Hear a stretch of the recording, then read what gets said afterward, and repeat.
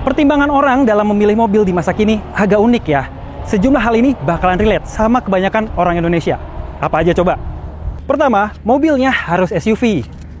Rupanya gagah, ground clearance-nya juga tinggi. Apalagi jalanan di Indonesia belum sepenuhnya rata. Bergelombang, rusak, udah jadi hal biasa. Belum lagi, habis hujan sedikit timbul genangan di mana-mana. SUV jadi pilihan. Kedua, bisa muat banyak, baik orang maupun barang. Apalagi orang Indonesia tuh punya kebiasaan jalan rame-rame, misalnya kayak buat mudik lebaran. Yang ketiga, punya fitur panoramic sunroof. Percaya atau enggak, banyak orang Indonesia yang tanya pas mau beli mobil baru, "Mas, ada panoramic sunroofnya enggak?" Bener kan? Itu semua buat gaya, terus di-upload deh ke sosial media.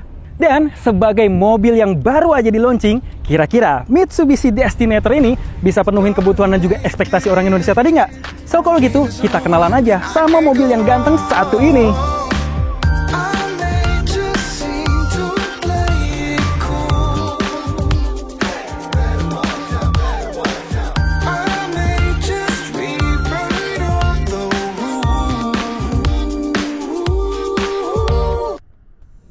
Ini dia Mitsubishi Destinator yang baru aja di-launching secara world premiere sama Mitsubishi di Indonesia. Desainnya gagah banget ya, SUV banget gitu. Walaupun desainnya mirip X-Force, tapi ini bukan X-Force yang dipanjangin, melainkan mobil yang dibangun dengan filosofi gravitas and dynamism. Gravitas itu bicara soal kewibawaan. Lihatin deh tampang dari Mitsubishi Destinator ini. Intimidatif, gagah, garis-garis bodinya juga tegas. Pokoknya SUV sejati banget. Terlebih, Mitsubishi itu memperkenalkan bahasa desain baru lewat Destinator ini, yang bernama New Dynamic Shield, lengkap dengan T-shape design untuk lampu depan dan juga lampu belakangnya. Dan kalau bahas soal dinamism, itu bicara soal ketangguhan, kelincahan, dan juga bisa dilihat secara keseluruhan ini adalah SUV yang sangat-sangat mature. Ya nggak sih?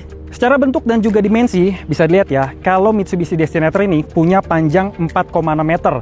Ground clearance-nya 244 mm, bahkan lebih tinggi dari Mitsubishi Pajero Sport sekalipun.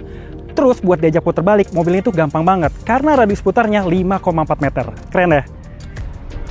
Masuk ke dalam interiornya, surprisingly kabinnya tuh lega banget. Terus kita disambut sama ornamen-ornamen premium, mulai dari jok kulit di depan, belakang, sampai baris ketiga, lalu juga soft touch di bagian door trim, ada juga ambient lights, plus ada panoramic sunroof di sini.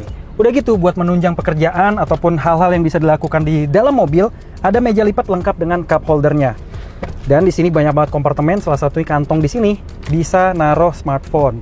Buat saya yang tinggi badannya 176 cm, masih nyaman banget karena menyisakan ruang kaki yang luas dan juga headroom yang masih proporsional buat perjalanan jarak jauh.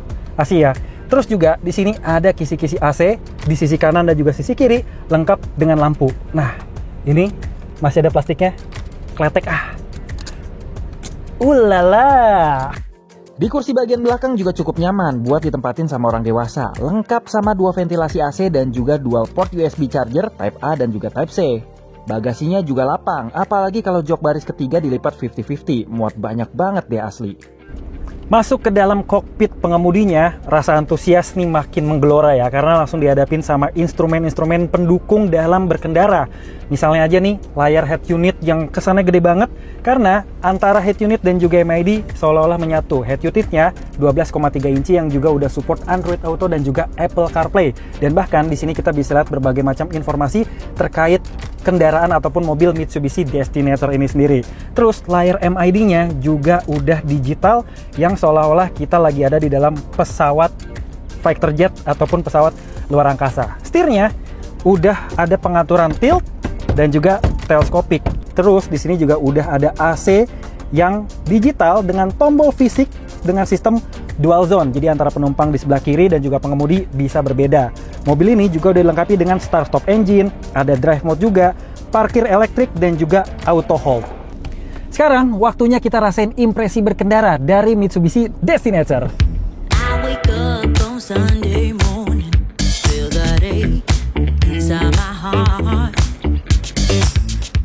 Ini adalah rangkaian perdana mengendarai Mitsubishi Destinator di Indonesia dan juga dunia. Di balik kap mesin yang kelihatannya gede dari sisi pengemudi sini, ada mesin Mifex 1500cc direct injection yang udah dipadukan sama transmisi CVT. Tahu nggak, untuk mesinnya ini ternyata diambil dari Mitsubishi Eclipse Cross. Mitsubishi bilang mesinnya ini udah disempurnain lagi, jadi mobil ini tetap enak buat diajak ngegas, tapi juga punya concern untuk efisiensi bahan bakar yang lebih balance. Mesin ini punya tenaga 163 PS dengan torsi 250 Nm. Kalau misalnya kita injak pedal gasnya, itu halus. Meskipun bisa banget buat diajak serius ya, kayak di jalan tol misalnya. Di perjalanan, kita juga ngerasain nih soal kenyamanan suspensi dari Mitsubishi Destinator. Bantingannya empuk dan lembut, lewat jalan bergelombang rasanya ngayun nyaman. Mitsubishi Destinator juga udah dilengkapi sama 5 mode berkendara, normal, wet, gravel, matte, sama tarmac. Nah, mode tarmac ini kayaknya baru ya buat Mitsubishi di Indonesia yang bikin mobil lebih ngisi tenaga dan juga traksinya jadi lebih maksimal. Mitsubishi Destinator juga udah dilengkapi sama 7 fitur ADAS dari Diamond Sense. Secara varian, Mitsubishi Destinator ditawarin dalam 3 varian utama, yakni GLS, Exit, dan juga Ultimate. Setelah kita ulas figur dan juga fiturnya, performa dan juga driving experience-nya, Mitsubishi Destinator bisa dibilang udah memenuhi semua kebutuhan dan juga ekspektasi masyarakat di Indonesia. Kenapa enggak? Tampilannya SUV sejati, wajahnya ganteng, ground clearance tinggi, punya 7 tempat duduk, dilengkapi dengan panoramic sunroof yang juga trendy. Itu udah termasuk dengan segala kecanggihan yang dihadirkan sama mobil yang luar biasa keren ini. So, harusnya mobil ini masuk ke dalam list utama sebagai SUV premium family di Indonesia. Ya kan? Gue Albi Pratama, see you on the next ride.